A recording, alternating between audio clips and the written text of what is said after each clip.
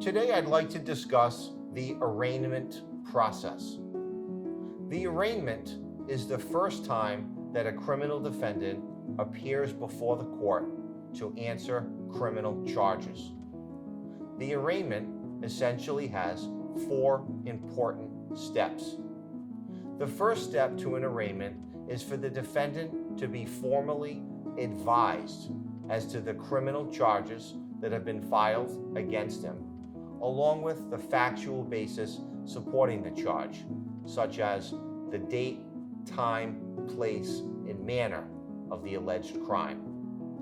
The second step in the arraignment is for the defendant to answer or respond to the criminal charge. A charge, in essence, is an allegation, and when someone is accused of a crime, at arraignment, the plea should most often be not guilty. The third step at an arraignment is for a defendant to inform the court his or her plan for legal counsel. If the defendant has already retained an attorney, the lawyer should appear with him for the arraignment by filing a notice of appearance.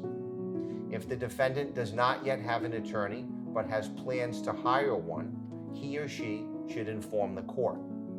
For those defendants that are indigent or cannot afford to retain a lawyer, they should inform the court at arraignment and ask the court to either appoint counsel or make a referral to a public defender's office.